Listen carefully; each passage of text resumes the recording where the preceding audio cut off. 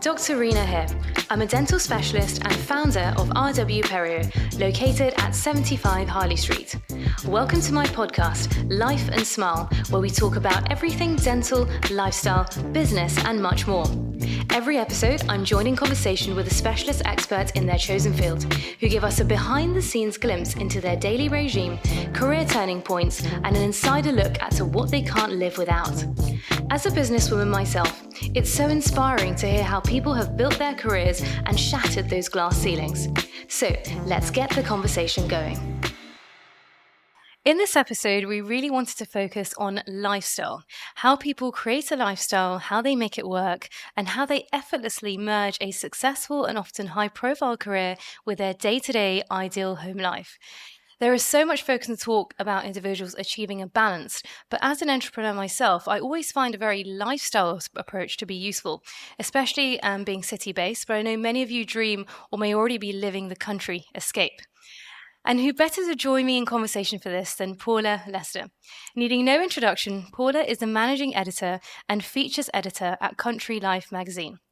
After gaining a degree in journalism, Paula has also written for The Independent, Daily Telegraph, amongst many others, and you may recognise her face after guesting on BBC Breakfast.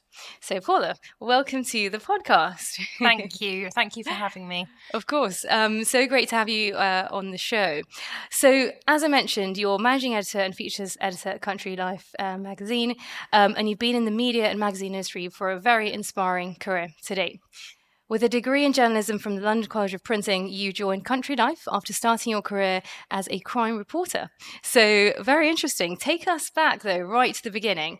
How did it all start and how did you get into your career? Okay, so I am a real country girl, first and foremost. You know that runs through my veins. I'm a gamekeeper's daughter, and I am married to a retired gamekeeper. So the countryside means everything to me. However, I always loved English at school. I wanted to be a journalist. Right. But I sort of convinced myself, because I was quite shy at school, if the teacher asked me a question, I'd, go bright red. Yep. I thought that I couldn't be a journalist because my perception was that you really needed to be, I guess, not a very nice person, quite a hard-nosed person. And I wasn't sure that it was for me, but I went and did work experience at my local newspaper, which was the Sidmouth Herald. Right. And of course it wasn't like that at all. And within days, I was out writing stories, taking pictures, and I just knew it was for me. Right. What did you like about it so much? Was it? Do you know, I think what it is when you distill it is talking to people. Right. That's what it's about, because really you are trying to tell someone else's story. It's not about you, it's about what's happened to someone else. And if you can do that accurately and kindly and thoughtfully, then actually you're doing a great job. And so I'm actually very proud of the work that I do in that respect. And then tell me more, how did you get into crime reporting and then to Country Life? So how did that all happen? So I went to, so after I'd done my work experience, I thought, yeah, definitely I want to do this. But I wanted to go and do a degree, and I'm quite old now. I'm nearly 50. I'm going to be 50 next year. When I started out, first of all, you could either do like a practical training for a newspaper, or you could do a media or English degree. And then when I was starting out, these journalism degrees were first coming in. So I went and did that, and I would say that was a great education, because coming from a very small village in Devon to go and live in South London, Elephant and Castle was where the college was. Yeah. And we were taught by proper journalists as well, working journalists. Like one of our tutors was a news editor on the Evening Standard. Another chap had worked for The Sun. So, and I have to say, Reena, that when we first started, all of us thought that we could write. We'd had a few bits published and everything, but we would submit our assignments and it would come back with just red pen all over it. And so they retaught us grammar and shorthand and all the sort of practical things, as well as the theory, and then some English essays as well. So I did that, graduated, and then they offered me a job back on the Sidmouth Herald.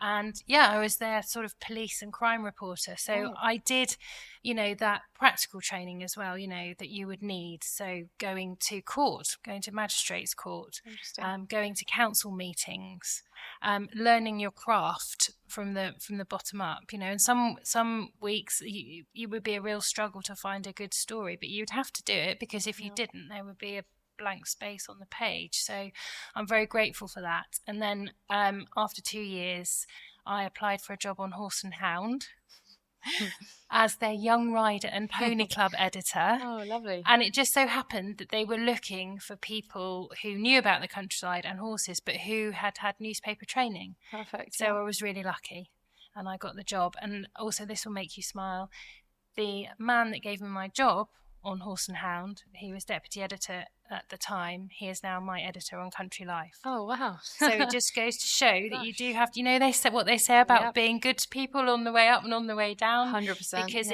in my field, because it's so small, you're more likely to meet those people again. So, and I'm very pleased that I still work with the people that I first met in the beginning. Wow, what a career so far. And do you find, on that note, actually developing those relationships are so important, like going forwards for your success, for anyone's success in any career? Absolutely vital. And that's one of the things of being on Country Life, is that you don't just do a story and you never see those people again. Right. You will. So you've got to get it right. So I, take great pride in making sure that I've written everyone's quotes down correctly, that they're happy with it, because in a year's time, maybe I'd like to go back to them, talk to them about something else. And it's much better if they were happier with what you've done than not. Yeah. It makes complete sense. So you're renowned for your work across the industry. Is there any advice you would give to your younger self, or someone starting or embarking on a career that you have your own? What would you say to your younger self? I would, golly, if I could go back to that young, shy Paula, I would say, don't worry so much. Don't be so anxious. Actually, you are really good at what you do. What you don't know, you will learn. Ask people questions. People always want to tell you, that people will help you, and they have done. And it's something that I try to do now with, the younger women and men that come to us as well, because it's a great career. It really is. And how did you sort of develop that confidence with time? Did it just come with experience and success, or Yes. And I've been lucky to work for good people who encourage you, and obviously working in a small field is good, and I suppose it's just time and experience, isn't it, really? It counts for a lot. I guess you also mentioned earlier having that sort of 360 experience in the industry. You're in, like, when you mentioned the crime reporting, you're going to court, you're getting, and I guess, would you agree that in whichever craft you're in, learning about everything you can and all different aspects can also give you that confidence as well, and trying to just muck in and get out there and learn as much as possible? Yeah, for sure. I mean, I'm not sure how many people do that kind of sort of grassroots training anymore, and I'm so glad I did, because it means I'm very grateful for what I do now. It's hard work doing court reporting, and sometimes you would get people shouting at you when you were going into the court and things like that, and it's not easy to take when you're a youngster, but you're there to do a job, and as long as you do the best you can and be as accurate as you can, then for sure. So sustainability is a word used so often across the whole 360 lifestyle industry, and in fact in kind of all industries now. Have you sort of personally embraced it? Are there any other changes that you've seen come through in the industry, or focus shifts of interest from your readers about this particular topic? Yeah, so we about 4 or 5 years ago, we started publishing a sustainability issue, and then we had I can remember the cover very clearly. We had a bee on a flower, and the cover line was "It's not too late." Yep. And we'd had this massive article, sort of like 100 ways where that you could, within your own home, you could be more sustainable, whether it's from light bulbs or the type of dishcloths that you buy or whatever. And that was amazingly successful with readers, because I think that they could all take a few small points from that. We've also changed how we distribute the magazine, or how, because we have a lot of subscribers. So about 40,000 people a week read Country Life, although it's higher than that because people tend to pass it on. I think it's read by, whoever reads it then passes it on to another 8 people, I think. Yeah. So, and we have about 30,000 subscribers. So, and it always used to go out in plastic packaging. Now it goes out in paper. So that was a massive shift. That came about from pressure, really. That's what people want to be more sustainable and more environmentally friendly. And you definitely feel the readers are interested in that now going forwards, which is great and positive for the planet. That's good. For sure. I think even in the dental industry, there's a real focus now. We recycle all of our interdental brushes and toothbrush heads, and they're trying, because there's a lot of plastic, as you can imagine, in dentistry. So they're really trying to reduce that as much as possible, which I think if we all do our bit, it can make quite a big significant difference, for sure. Also, have you found, in terms of the commercial and editorial landscapes, things have dramatically sort of changed in terms of that demand for instant news, accessibility, that fast-paced content, social media, etc.? Do you feel, from your career, from when you first started to where you are now, do you feel like that digital landscape has changed and people's requirements have changed? Do you think it's a good thing? Do you think it's benefited? Reena, you'd laugh, because when I first started in the newsroom, we barely had email. Wow. Okay. And also when I first started on the Sidmouth Herald, I was working in the darkroom with film cameras, and I cannot tell you the pressure of taking pictures on black and white film, having to take the film out of the back of the camera in the dark and then develop all the pictures. Wow. I mean, honestly, and this was you'd still have the same deadlines as you do today, but you'd have 100 other things to do. So the change to digital within my lifetime is absolutely insane. And when I was on Horse and Hound, I can remember we used to have a massive light box where we would look at all these transparencies, poring over with an eyeglass, and of course, but I still think actually we were probably just as quick because we had fewer pictures. So now everything's digital. Obviously, you've got thousands and thousands, and you're flicking through. So we've made so much progress. But yes, it's changed immeasurably. It really has. Yeah, interesting. I mean, there are lots of benefits of digital, but at the same time, as you said, you've taken a million photos that you then have to shift through rather than just those selective ones. But I guess you've got less steps in terms of development, analysing, etc. Well, there's less things that can go wrong. Less things can go wrong, of course. Yeah, because when you're in a dark room and you're taking the film out, and you've got to develop it, and you see if any light gets in or anything, you've had it. That's it. No image for your piece. Oh no. Okay, fine. And what would you say, over the years, and what's been your kind of proudest moment today? For sure is all the royal guest edits that we have done. So I've worked for Country Life for 9 years now. So we have done 2 guest edits with our king. One on the occasion of his 65th birthday, one on his 70th. His 70th, even though it was the second guest edit we'd done with him, became our biggest selling issue of all time.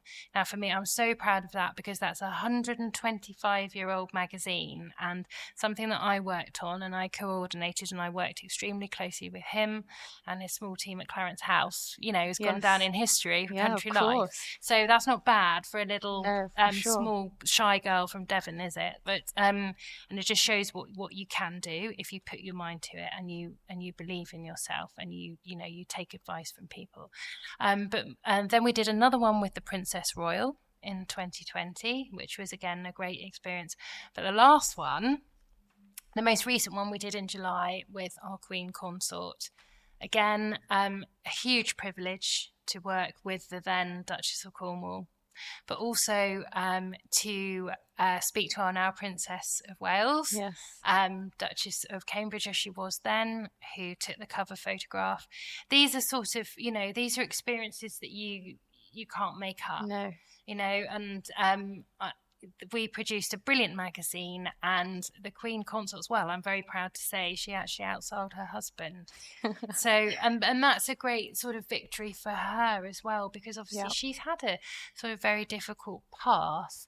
And there was a time, you know, when she was sort of public enemy number one. So for her to do that well, and to champion causes that we wouldn't necessarily always include in country life, so domestic violence, literacy, and to know that those are going, you know, that those messages are getting out there, you know, I'm so pleased for her. It's brilliant. Yeah. Wow, that must have been such a special moment in your career. And I think I really like the fact that you said, really, if you put your mind to it, there are no limits. And for the listeners out there, you know, starting their career, I do agree. It's important not to set yourself any boundaries and just how far can you take this? And it is possible. So, no, congratulations. That's incredible. Thank you.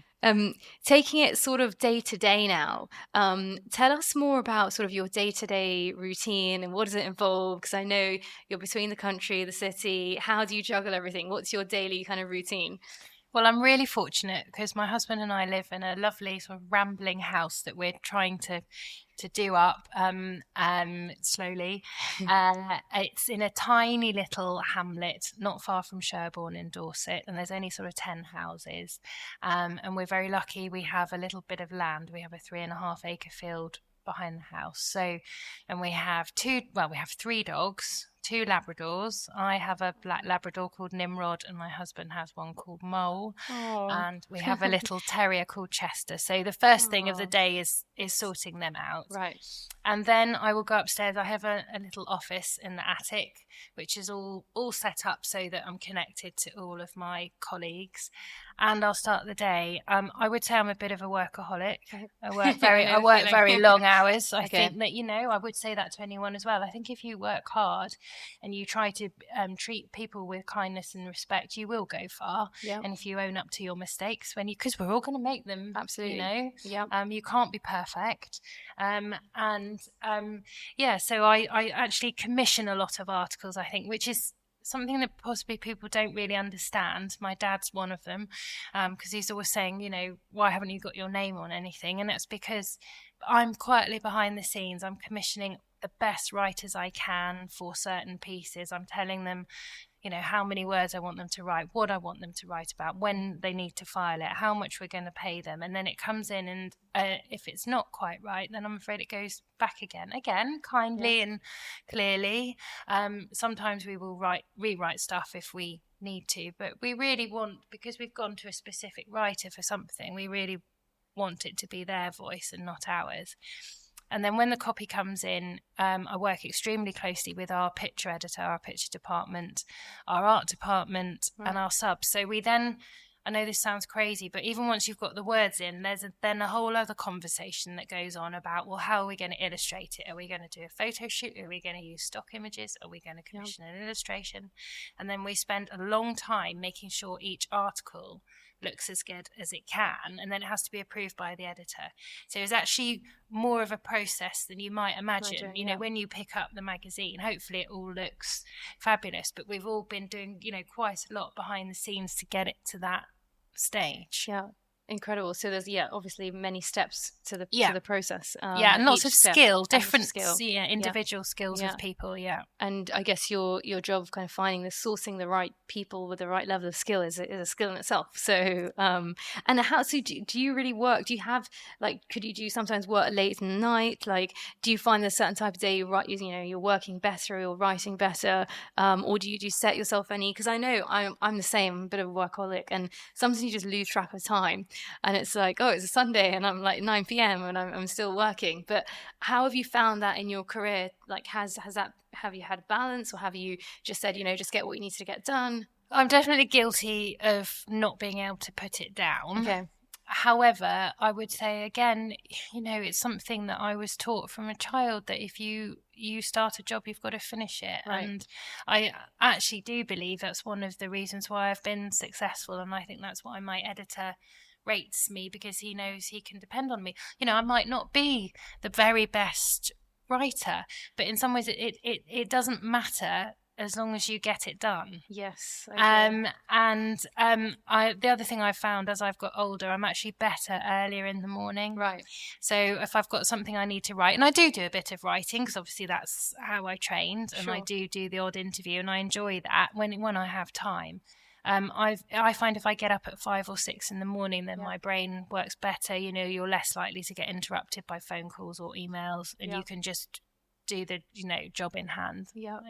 Completely agree. I feel like getting the most difficult thing done first off your list often is human instinct to have, I'll keep pushing that down the list, but I've found that if you get it done first, then the rest of the day is much easier. But I agree. I mean, it's not often the skill, it's more the persistence and the hard work which ends up paying off, for sure.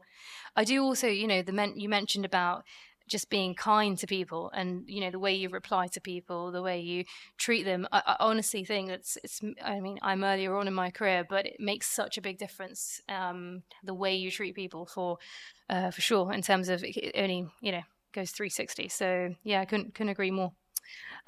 So what about sort of your in terms of your demanding lifestyle? So you've got a lot to do. You've obviously got your office in your beautiful house in the countryside.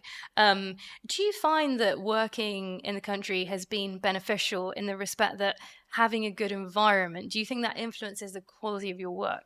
Yes, for sure. So prior to the pandemic, we had an office in Hampshire, and I was catching the train every day and spending probably 2 hours traveling there and 2 hours traveling back. Right. So I was extremely tired. I think I got less work done, and I was totally exhausted at the weekend. And now we just do 1 day a week in the office. And I think that's very beneficial. We get to, we have all our meetings on 1 day. Everyone really looks forward to it. And we're back in London, which is great. So you feel more of a buzz, rather than sort of being on a business park somewhere. Yeah. And yes, I think we are far more productive, and it has also allowed us to live where we want to live, if that makes sense. Yeah.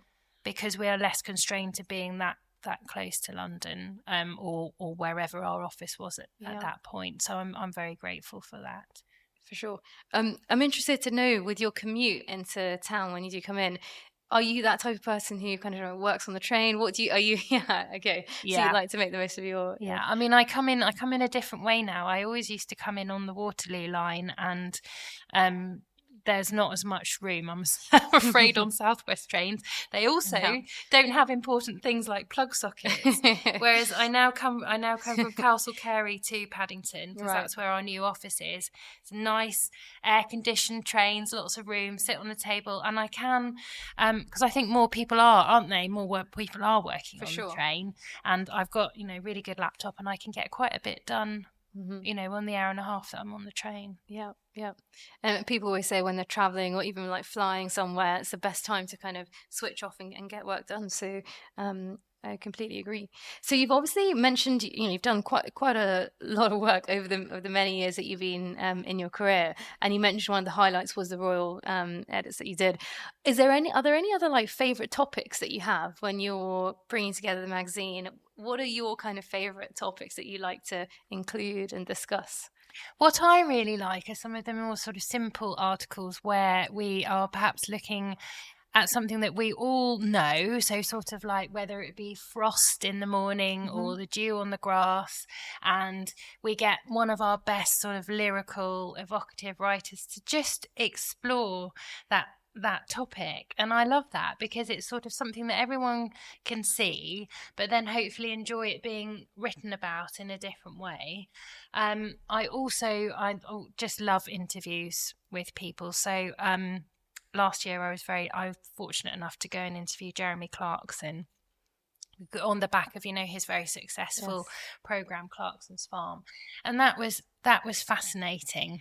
I loved that, and we did a photo shoot as well, and it's always very interesting to meet people that you really respect and who have had a different career. Here's this brilliant motoring journalist who's then found sort of success in later life being honest about him trying to run a farm. And what was fascinating about it was that so many people for years have been trying to get across a message about farming and say how difficult it is, because it is. Yes. But then here comes along, a man, and he shows more by failing at it. Right. And I think that's a really interesting concept. Yeah. And so all these people who've followed him for years because of his motoring journalism now understand what it's like to live in the countryside, why it's difficult for farmers to make money to put the food on our plates. And I'm endlessly sort of intrigued by that. And I thank goodness I have a career that will allow me to be curious, yes, to keep asking questions, yes, and to hopefully keep bringing answers and different ways of looking to our readers, because that's what it's all about. When it comes down to it, journalism is about getting the facts across, and it's an important record of history, but it's also about entertainment. Yes, yeah, for sure. And kind of, how do you've got obviously a range of readers with different styles, different interests. How do you find you're able to then meet their needs as such with the issues? Well, they tell us. Okay, right. So we have a very vocal group of readers. They are average about sort of 55 years old. There's an equal split of men and women, very discerning, very well educated. And they write to us. So if we make a mistake, if something's not quite right, they will write in and tell us. We have a very, very lively letters page, and you can soon gauge, what resonates with people. We had one letter recently about how to make a brilliant martini. And now everyone's sort of been arguing very gently and politely about the best way to do it. And then there was another topic a couple of years ago where we were talking about signposts. And again, they sort of just tend to go off on a little tangent. And they're so entertaining in what they write and their observations. And our editor always says as well, we've been going for a long time, 125 years, every week. There aren't many topics that we haven't covered. But what we try to do is look at it in a slightly different way. And we hope that perhaps when somebody's having a dinner party this weekend, they'll say, oh, did you read in Country Life that this is the best way to fold your napkin or whatever, it might be. And I just love the fact that people might be saying that. Yeah, for sure. So we always ask all of our guests 3 things you kind of can't live without. For example, what would be in your handbag or your mini kind of survival kit, whether you're at home or traveling into town? What would those kind of 3 things be? Okay, so I'm quite old-fashioned about this. Okay. You'll notice, obviously I've got my phone, but I'm a big believer in having a weekly diary. Yes. So I have a lecture term diary where I've got the week to view, and wow, you've got it in front of us here. It's absolutely packed. I just write everything. I write everything down and I scribble it all out, and it's got a really good little sort of pen holder, so I'm never without a pen. Right. I once went to do an interview with a photographer and I didn't have a pen. He's never let me forget it, and he's sort of like, well, if I didn't turn out with a camera, we'd be in real trouble. So that's a real essential for me. Yeah. But also I'm a bit of a beauty geek as well. Yes. So this stems from when I studied in London. I had a part-time job as an Estee Lauder girl, and it was the Estee Lauder Bureau. So every Saturday you might have to go in. You were sort of like a temp. You could go and fill in on, whether it's the beauty counter at Harrods or whatever. So I've always had a keen interest. So I have got some favourite products, if you don't mind me sharing. Course. So one of which is Jones Road Miracle Balm. Okay. And now this is Bobbi Brown. She recently brought out her own range of products, and it's just this amazing sort of natural sort of pink balm that if you just you can put on your cheeks, your lips, anywhere, and I just feel that you instantly look alive. So that's in my bag. Sounds good. And also I really like Beauty Pie, and I have a brilliant powder called One Powder Wonder from them, and I really rate that. So those are those are my three mini things. survival kit. Yeah. Excellent. And finally, where can we find you when you're off duty? Do you have any like favorite spots in the English countryside, or more globally, or there's certain events that you like to go to, especially now that it's autumn? Tell us more. Well, I'm afraid a lot of my downtime revolves around my dog. So you'd either find me, I do quite a lot of training with him. I work with a trainer up in Herefordshire who sort of specialises in positive, sort of kind, training. So I'd either be training with him or possibly walking the dogs on a beach, probably Brancaster Beach in North Norfolk, which I think the North Norfolk coast is absolutely beautiful. And there's also something about being by the coast in a truly wild landscape where it's just you, your dogs, the sea, the sand, the sky. I just think that's just a brilliant way of switching off from everything and just sort of being in the elements and realizing that there's more to your life than just your job that you're doing every day, as lovely as it might be. For sure, soaking it in. Nature at its best. Well, thank you so much. I know how busy you are. I can see your diary in front of you, so I know how packed your diary is. So thank you so much for making the time to be on Life and Smile. It's been such an inspirational conversation and so much to take away. Where can our listeners kind of follow you and keep up to date with everything? Well, first of all, Reena, thank you very much. It's been a pleasure to talk to you. I am very active on Instagram, I have to say. I absolutely love it. Just love looking at the pictures. So if anyone wants to follow me at Paula S. Lester, I would be very happy for you to join me. It's basically all dogs. And it sounds life. Great. It sounds perfect. But I try to, just try to keep it happy and light and a sort of, small reflection of some of the things that I'm doing most days. Amazing. Well, thank you so much again and hope to see you back at Harley Street very soon. Thank you.